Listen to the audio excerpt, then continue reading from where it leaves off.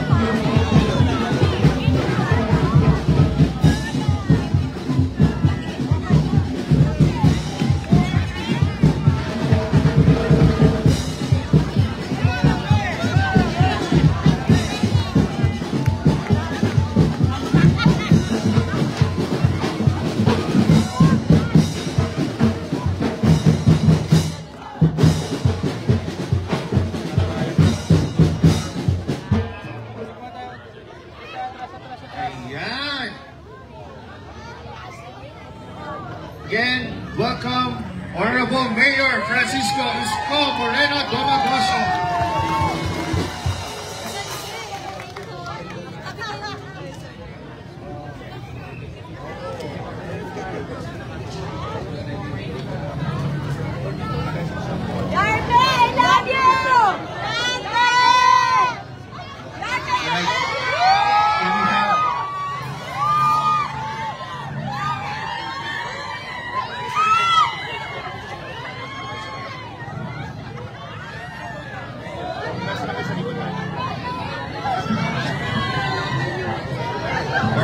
We would like to hear a few words from our Honorable Mayor Francis Isko Moreno Domagoso.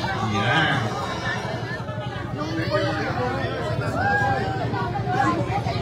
Good morning. Good morning. Una, salamat sa Diyos. Alam niyo, it's really challenging time for our country. Malaki ang hamon sa ating lahat. At masaya ako para sa mga taga-Maynila. Dala ng yung pang-iinganyo ng inyong pamalang lungsod na ang mga negosyante ay mamuhunan sa ating lungsod. Natutuwa naman ako, hindi ko alam kung nakita nyo na, no? Ang Maynila, bagamat nga malaki ang hamon sa atin, Manila grew at positive 10-point-something%. There is about 1,390 businesses shut down, representing 2.4% of our registered business sa syudad. Pero awa ng Diyos, there is about 7,000 plus newly registered business in the city, representing 12.90% growth. So we are now on positive 10. So double-digit growth.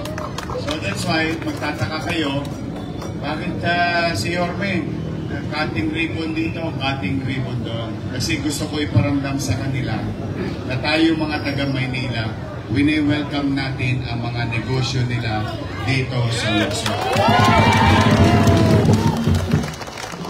Alam niyo kung bakit yun ang gusto ko? Kasi gusto ko makapagtrabaho kayo. because I want the people to have jobs and opportunity. Lalo na yung mga nanay dito, yung mga lolo't lola, mga senior citizen, nasa I love you. Ito para sa mga anak nyo at apo nyo, sila ay makapaghanap buhay dito sa ating luso. So, yan ang direksyon ng ating pamahalaan. MBN, Minimum Basic Needs. Education, healthcare, housing, and jobs. So yung apat na yan, dyan tayo mamumuhunan. So in this case, pipilitin natin magbuti ang gobyerno ng Maynila nang mawala si Edith Pati para mamerwisyo sa negosyante o para naman ang negosyante lumakas ang loob na mamuhunan at bumalik sa Maynila. Napakarami natin sa Maynila. Maganda tayong negosyoin nila. Bakit? We have so much demand in foot traffic. Our population continue to grow and your city government continue to stimulate or puhunanan yung mga paggawaing bayan, kaayusan, kalinisan at puhunanan ang mamamayan. So kaya mga nanay tatay ko, mga batang Maynila, pumanatag kayo, magpubuti po kami. Pipilitin po namin talaga na mag-ayos ng gobyerno. Para naman na sa ganoon, yung mga matatanda natin, pumanatagal loob na yung kanilang mga apo at anak ay magkaroon ng oportunidad dito sa ating luso. So the Watson, palakpakan natin ng Watson. Hindi nyo na kailangan pumunta ng SM. Isang kempot na lang. Yung mga gusto magpaputi. Walang chinchan. Ewan ko, kung may tinda silang chinchanso dito. Ganon! Ako, mga nanay ko, may pampakalit na naman sa mga mukha nila. But I'm really happy, excited. Excited ako para sa kanila. Excited ako para sa inyo. At pasalamat sa ating mga kawani ng pamahalang Luzon na pumupunta sa direksyon ng kapanatagan ng pamumuhay, kapanatagan ng pagninegosyo sa Maynila. We'll do our best. And 2026, matatapos na yung 2025, we must continue to hope that better things will come to us. And I do believe, and I continue to hope, that the sun will shine again in Manila in 2026. Magandang umaga. Merry Christmas! Oh, maya-maya lang, may balita na ako sa inyo. After this, malalaman nyo na yung mga dati kong ginawa pagka magpapasko. Oo, kahit wala tayong tsape, basta importante walang magutom sa Maynila. Katulad ng sinabi ng mga nakatatanda sa atin, yung alam mo yung bilang magulang, bilang ina, bilang ama, madalas natin marinig to. Kaya mo niyan, para meron na tayo mapagharimunan. So gusto ko sa Pasko, mayaman, middle class, mahirap, walang hindi kakain. May mapag-aharimunan. Kaya maya-maya lang, malalaman nyo na ang magandang balita. Start again. So sa mga senior citizen, may konti pa kayong extra sa akin. Sesya na kayo mga bata, ha?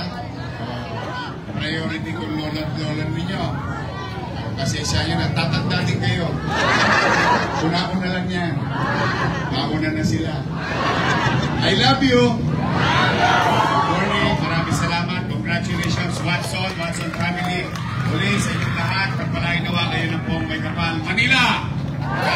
Thank you. Let's proceed with our hearing.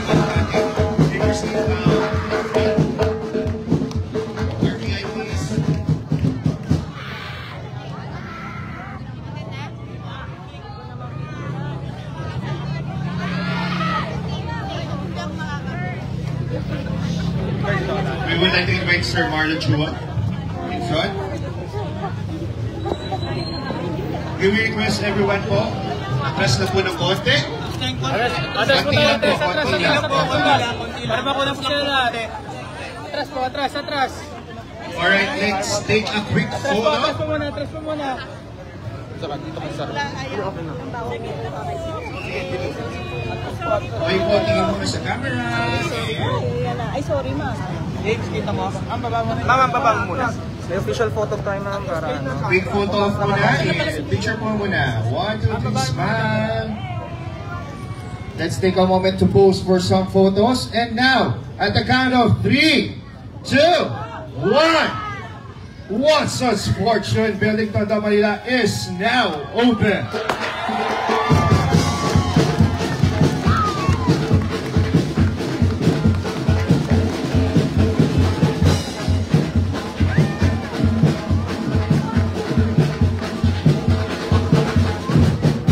Congratulations to Watson's Philippines and to everyone gathered here this morning for making this store opening possible. Here's to continued success and excellence in serving our customers.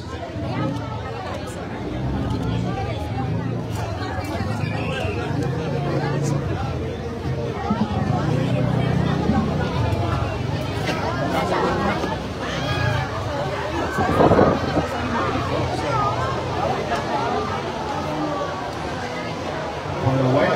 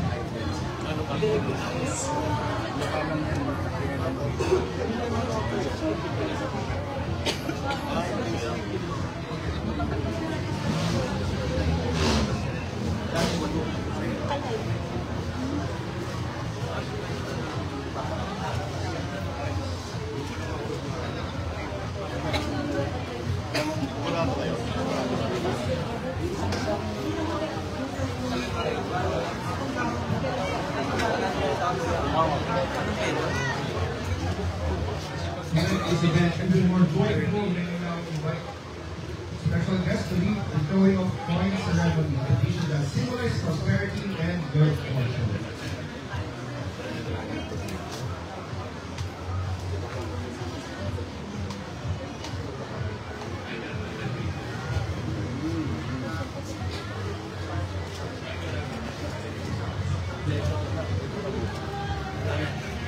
Ito ang aming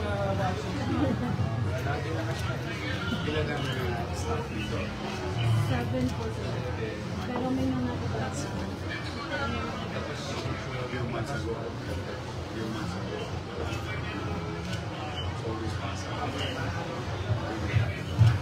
Pwede ba tayo pa-picture lang? Store officers na po.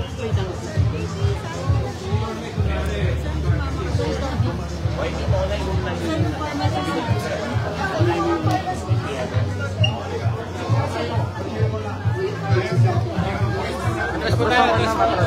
Mamatras lang po tayo ng photo. Ay, sige po.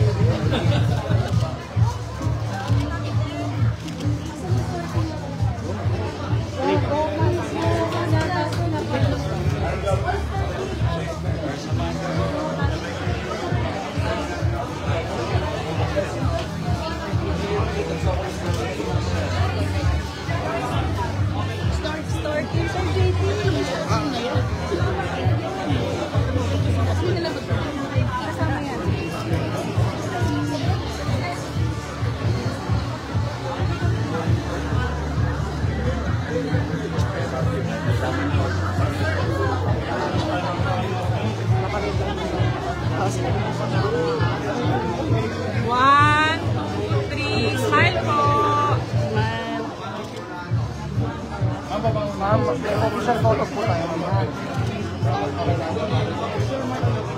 Ayan, Watson. Kaya yun.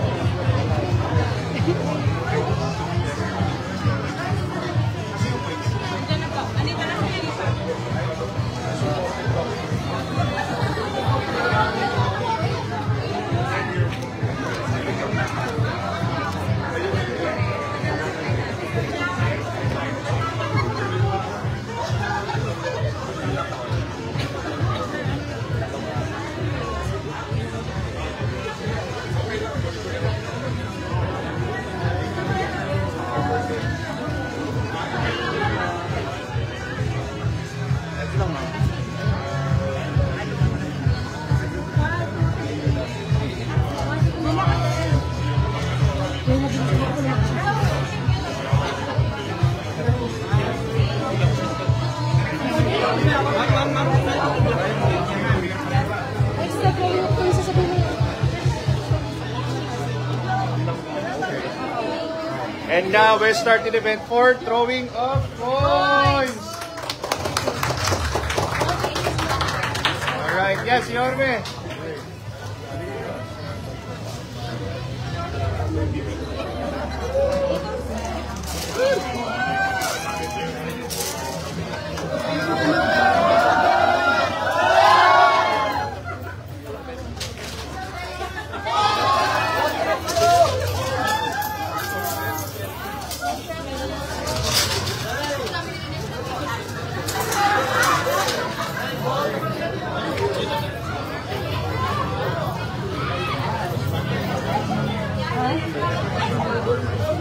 Marami ng tao sa labas mamaya.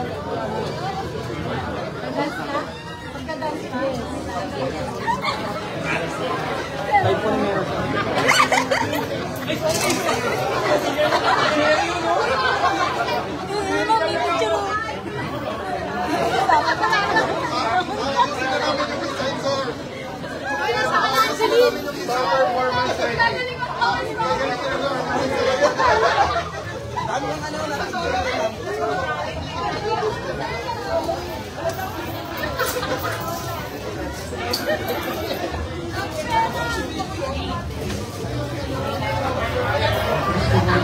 Thank you.